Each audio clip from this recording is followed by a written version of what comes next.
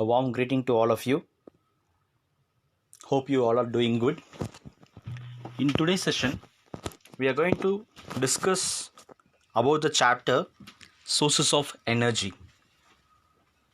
So already in the previous sessions, we have revised about the concepts of renewable and non-renewable energy sources, and also in the previous session we have discussed about conventional sources of energy and about the various forms of conventional sources of energy in detail. And today in this video session we are going to revise about the topic called non-conventional energy resources. So as we just discussed earlier, when we talk about non-conventional source of energy is a renewable sources. When we talk about conventional source of energy is a non-renewable sources, and non-conventional energy resources are the one which are the renewable form of sources, where the source of energy can be obtained or utilized again and again. So even from the picture we may be identify that the various types of renewable energy sources what we have been depending, and non-conventional energy resources are nothing but the alternative sources of conventional energy source. So when we talk about alternative sources, for example, as we all discussed about the fossil fuels were the conventional source of energy and they are non-renewable sources of energy, and at one extent it will get over. So depending upon that particular situation, we have started using the alternative sources like either wind energy, or it may be a nuclear reactive energy, or it might be biomass energy, or it might be hydro energy or solar energy. So we started depending upon various forms of energies. So first of all, what is non-conventional energy sources?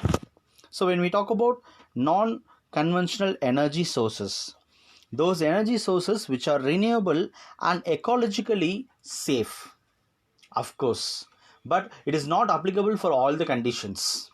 Maybe when we talk about alternate sources, where we may start depending upon the nuclear energy, it is highly cautious in sense where there are many drawbacks of using nuclear energy.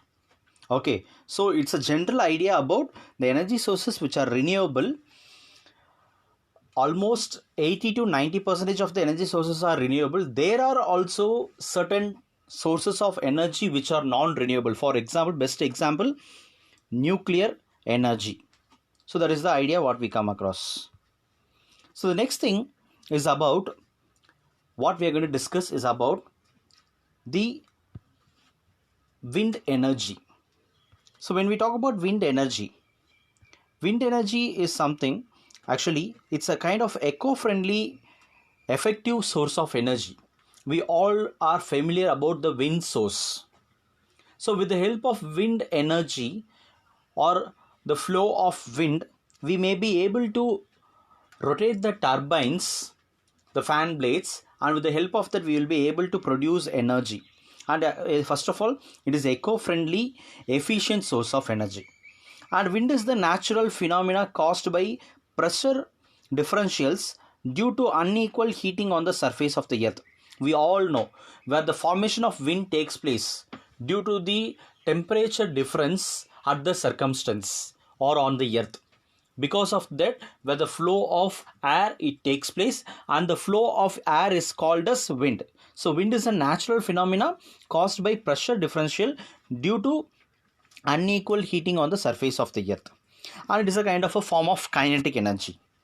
So when we talk about the wind energy, So where the wind energy is harnessed, harnessed is nothing but which has been produced. Okay, wind energy is produced by rotary structures known as windmills. So it has, or they have huge blades of fan which are very high on rigid support and attached to the turbines that rotate due to the high speed of wind and generate electricity. This is how where the things gets happen. And a single windmill has a low output, so therefore we have wind farms. For example, when we people start going for an outing, maybe for a long trip, we might have seen windmills, and most probably the area may not have only one or two windmills. There may be number of windmills will be located, because to produce a huge amount of energy or the electricity, we need numbers of windmills. So the advantage of using windmill or the wind energy. So what are the advantages do we have by using wind energy? First one is it is eco-friendly. That is the most important condition, because as it is eco-friendly, no pollution is caused over there. Next thing, it is efficient. Efficient in sense where wind is present everywhere, and this wind has been converted into energy. Okay, so that is how it becomes efficient. And next thing, a renewable source with no recurring cost. So the main idea is about it is a kind of renewable source of energy. So that is the most idea, and the cost may be also very, very low. And there may, even if it is advantageous, but there may be some limitations which we just call it as disadvantages also. So limitations of wind energy are nothing but the wind speed should be constant, which is greater than 15 km per hour. That is most important. When we talk about the wind energy, to rotate the turbines or to rotate the fan blade of a windmill, where the speed of the wind should be more than 15 km per hour. That is most important. If the speed is going to be less than 15 km per hour, it is not sufficient to rotate the fan blades. Next thing, must have a backup storage facility like cells. Cells, or which we just call it as combination of cells, we call it as battery. So we need a backup storage facilities. So the energy what is being produced in a windmill cannot be used directly at once.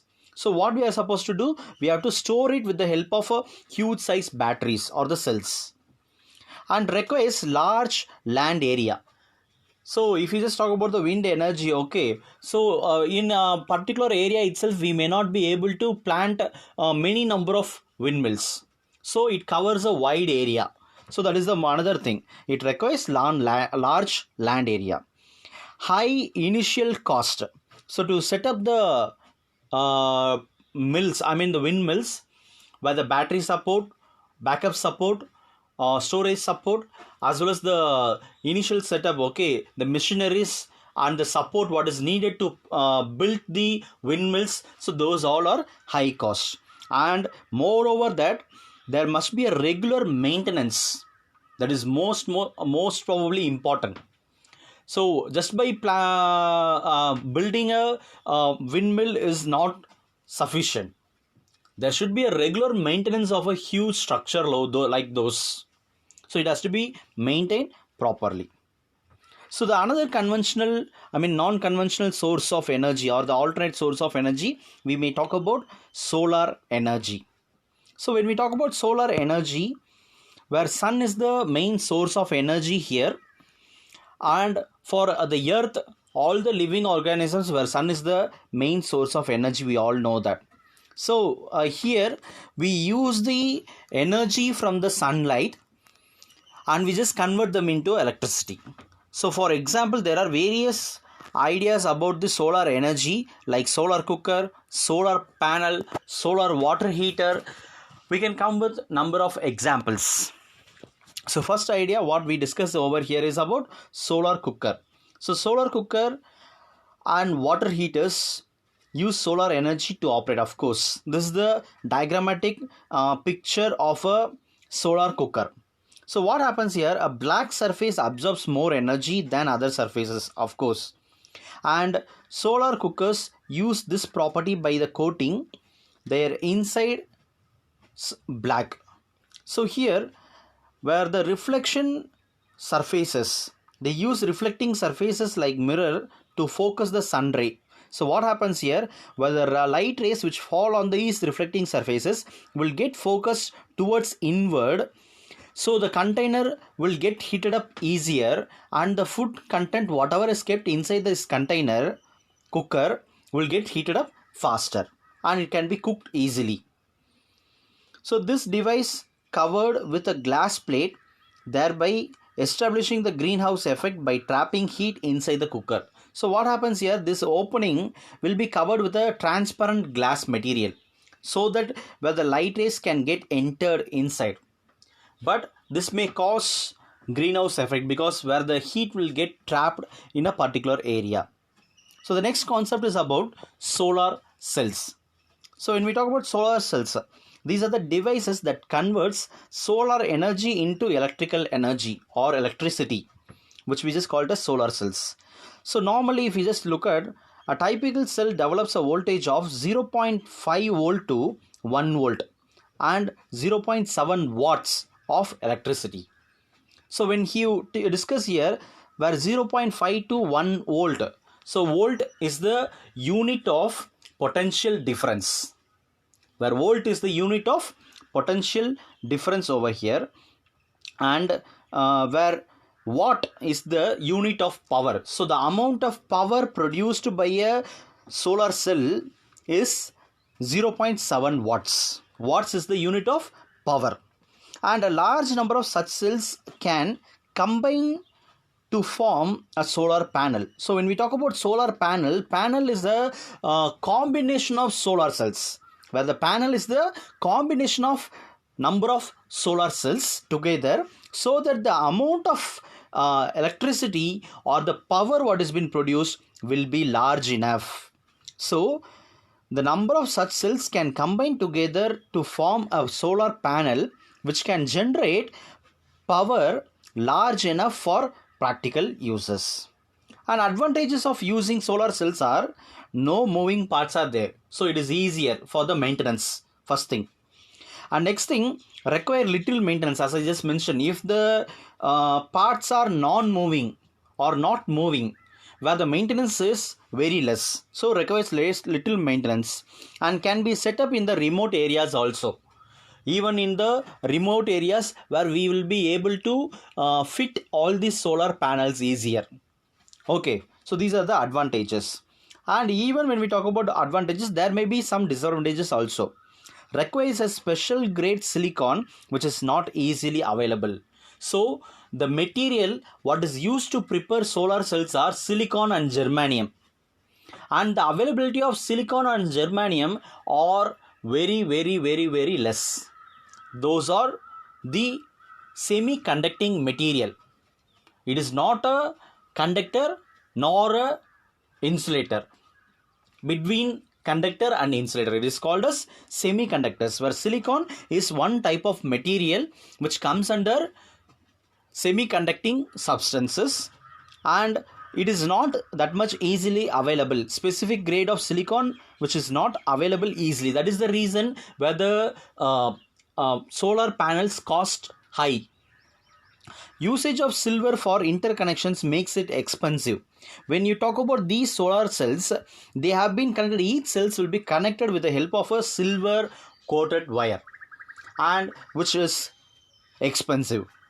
And uses, when you talk about the uses where we use solar cells in nowadays, in recent days, if you just notice, traffic signals, calculators, artificial satellites, when you talk about the energy needed for a satellite, for example, if it is going to be a ground station, when we talk about a ground station, in sense on the earth we can supply energy, electrical energy, by means of solar, any other method, maybe thermal power station or hydro power station, or using fossil fuels or using petroleum products, we can supply the electricity. But in space, where the artificial satellites, they function with the help of solar cells. And space probes, space materials, and many toys are fitted with solar cells. So you can find solar cells in different uh, applications whatever we use in our day-to-day life, like maybe traffic signals. If you notice, above the traffic signal there will be a solar panel. Even nowadays most of the houses have started using solar cells. Calculators, you'll be able to find the solar cell on the top of the display, and even some toys have come with the solar cells, as we discussed here. Now we are talking about the next source of energy, where the energy from the sea. So we are going to discuss about the energy from the sea. So when we talk about energy from the seas and oceans and other water bodies are a source of kinetic and potential energy due to the immense volume of water and the motion of waves. So we are about to produce energy with the help of sea water and ocean water bodies, because sea water and ocean water, they have two set of energy. They are nothing but the source of kinetic and potential energy due to the amount of water, that is what we just called as volume of water, and the motion of waves. So due to the wind flow, where there will be a waves will be created on the surface of the ocean or the sea, those are used to produce energy. So here it gives a diagrammatic idea about how the energy has been generated with the help of tidal energy or ocean energy. So this is the idea picture about the energy from the sea. So the first idea what we are going to discuss is about the tidal energy. So when we talk about tidal energy, tides are variations in the level of water due to gravitational pull of the moon. So the main idea why tides have occur. So the tides are caused due to the variation in the level of water, because water is not evenly spread everywhere. So due to the variation of the level of water due to the gravitational pull, so the variation of water level takes place due to the gravitational pull of moon. And next thing, the phenomenon of rise and fall of water level or high and low tides, and the difference in the sea level gives tidal energy. So the rise in level of water, rise and fall of level of water, it gives a idea for the production of tidal energy. So tidal energy is obtained by constructing a dam near the narrow opening of the sea. When the tide sets in, it moves the turbine which directly produces electricity. So they just build a dam in a narrow opening of a sea, and that is the place where it allows the turbine to rotate and the electricity has been produced, and it is limited to place near seas. So most probably it cannot be built everywhere, where the narrow part of the sea is the area where it can be built. Next, wave energy. So when we talk about wave energy is something where wave possesses a lot of kinetic energy that can be harnessed to produce electricity, and waves are generated by strong wind blowing across the sea. There is a difference between tidal energy and wave energy. Tidal energy is the energy occurred due to the difference in the level of water. It is due to the difference in the level of water, which means rise and fall of the water level. But wave energy is due to the waves generated by the strong wind, and here where the kinetic energy is the one which gets converted into electricity. And next, ocean thermal energy. So when we talk about ocean thermal energy, here we talk about the term called thermal. Thermal in sense it talks about heat. The term thermal, it represents heat. Heat is nothing but the temperature.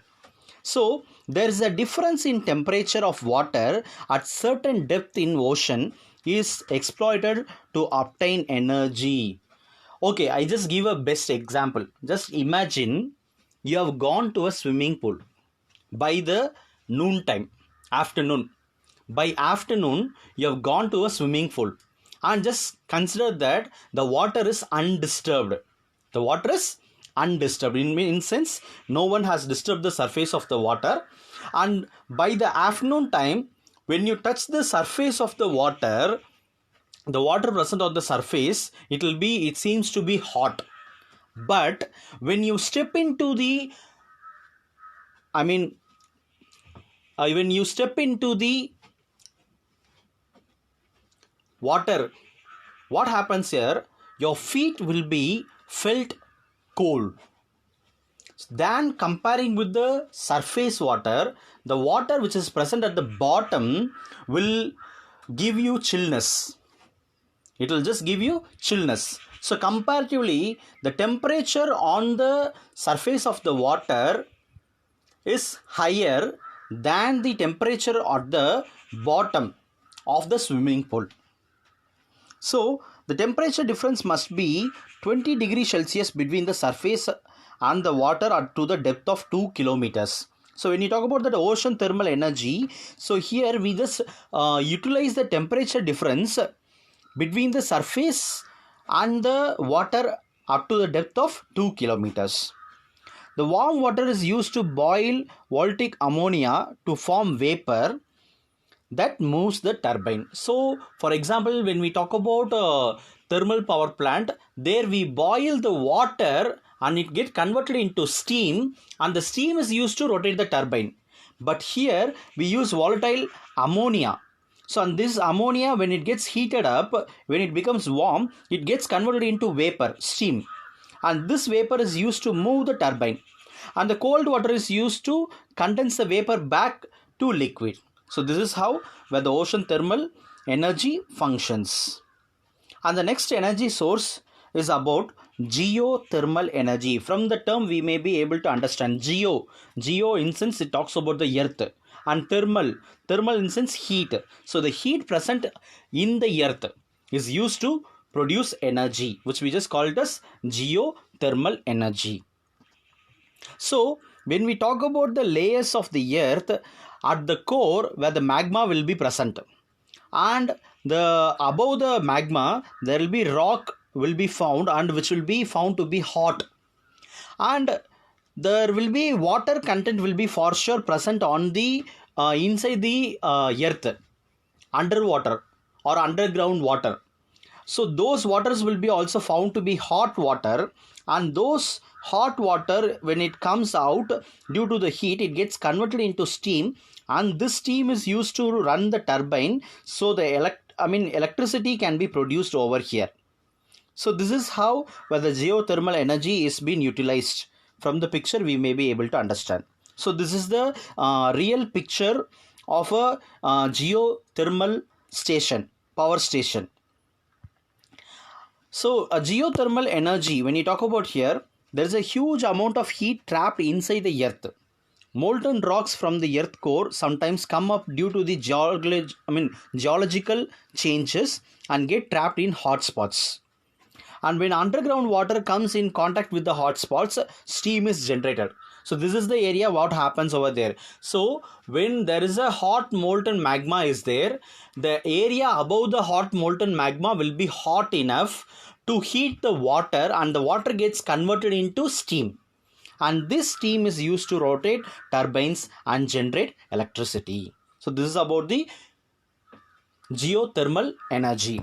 And next is about nuclear power plant. So that is what we are going to discuss over here. So nuclear energy. So nuclear energy is nothing but which is used to generate electricity by means of nuclear fission. So nowadays we have been using nuclear reactors. So the type of nuclear reactors, whatever we use a process called nuclear fission. And in nuclear reactor, nuclear fuel is used over there to carry out the sustained fission chain reaction. Sustain in sense it gives a controlled stage, and which comes for a long period of time uniformly. Okay, so to produce the electricity at controlled rate. So first of all, we should understand what is nuclear fission and what is nuclear fusion. When we talk about nuclear energy, there are two methods are available there. One is nuclear fission and another one is nuclear fusion. So these are the two methods what we have. So first, what is nuclear fission? Fission in sense, it is the process where heavy atom is bombarded with a neutron that splits into atom to give lighter nuclei, which means a heavy nucleus is break into lighter nucleus. So just look at this diagram. This is the heavy nucleus, and this gets split into two lighter nuclei. So this happens with the help of a neutron. So you bombard to break the heavy heavy atom. You bombard with a neutron over there and you split them into two, or the lighter nuclear. For example, I just give a small example. You all may be familiar about the sweet what we eat called as laddu. So laddu is nothing but a combination of bundi combined together. பூந்தியை ஒன்று சேர்த்தா அது எனக்கு என்ன கிடைக்கும்? லட்டாக இருக்கும். லட்டை உடச்சி விட்டா எனக்கு என்ன இருக்கும்? பூந்தியாக மாறிடும். So in the same manner here, where a heavy nucleus or the heavy atom is bombarded with a neutron and it gets split into lighter nucleus or the lighter atom. That is the method which we just called as nuclear fission. And when this fission, when this splitting up takes place, separation takes place, the release of tremendous amount of energy will be produced. There will be a huge amount of energy will be released over there. For example, the type of nuclear radioactive material, whatever we may use, like uranium, plutonium, they are the examples of nuclear material. But these all things you'll learn once you come to higher studies, higher grades. But even using nuclear energy sources, it gives out enormous amount of energy, but even though it has some disadvantages. First thing is about the nuclear waste. This nuclear waste is not like the ordinary waste whatever we use. This gives a huge side effect for the living organisms. And next thing, high setup and maintenance cost. Nuclear reactor, if it is once started, it cannot be stopped. Nuclear reaction, if it is once started, it cannot be stopped. The only thing what can be done is it can be maintained in a controlled level continuously forever. So when you just talk about here, where the maintenance cost is too high, limited availability of uranium. So when we talk about a nuclear source of energy, so nuclear material is used as the nuclear source. So uranium is one such of material, the source of nuclear energy, which is the availability of uranium is very less and can be used for destructive purpose. If it has been not handled properly, it may lead to a huge destruction. So that is the idea. And next is about nuclear fusion. So in nuclear fission, we mentioned heavy atom was splitted into lighter nuclei, or heavy atom is splitted into lighter nuclei or lighter atoms. But in fusion in sense joining. The word fusion, it gives the idea called joining together. Fission, splitting. Fission is the term which gives the idea about splitting of atoms. Fusion is the word which gives the idea about joining of atoms. So fusion means combining lighter nuclei to produce heavier nucleus. நம்ம சொன்ன மாதிரி தான், பூந்தியை நீங்கள் ஒன்று சேர்த்தீங்கன்னா அது லட்டு, அது என்னது? Fusion. லட்டை நீங்கள் உடச்சி விட்டீங்கன்னா அது என்னது? பூந்தி. அது என்னது? Fission process. That is the best example. So fusion means combining lighter nuclei to produce a heavier nucleus, and usually hydrogen or hydrogen isotopes to create helium. So for example, sunlight. We just talk about sun. Sun வந்து பார்த்தீங்கன்னா, we just say that sun is the continuous energy source, a huge energy source which is available continuously for years and years, millions of years. So what happens there in sun is actually nuclear fusion. Nuclear fusion, the best example of nuclear fusion is energy produced in sun. So it releases huge amount of energy. Comparatively than fission, nuclear fusion gives more amount of energy, but it cannot be controlled that much easier like a fission process. So most probably we only depend on nuclear fission and not on nuclear fusion. Next thing, environmental consequences. So whatever may be the sources of energy we may be using or utilizing in day-to-day life activity, we should be aware about the environment, where the methodology or the source of energy whatever we use should not affect the environment. So we should be environmental consequences, and we should be conscious too. So no source of energy is pollution free, first of all. So even whatever we may say, the source of energy may not give a smoke or something, but there may be some drawback. So no source of energy is pollution free. Next thing, burning fossil fuels causes air pollution, as we discussed already. And vegetation submerged below hydropower dams leads to greenhouse effect. For example, when we talk about building dams, it covers a huge vegetation, which means green plants and animals, everything will be covered over there. So those affect, it gets affected, and it leads to greenhouse effect. And next thing, CNG, compressed natural gas, creates much lesser pollution than petrol and diesel. There is one such idea. And LPG is the best choice for cooking purposes. LPG is nothing but liquefied petroleum gas. And sun is the ultimate source of energy. Comparatively, on comparing with all other sources, where sun is the ultimate source of energy. So it gives the idea about the environmental consequences, whatever we face. So hope you students just understand the entire chapter. So out of all these 3 videos, where the entire chapter has been covered up, and hope you students just understand all the concepts. Thank you all. Have a great day.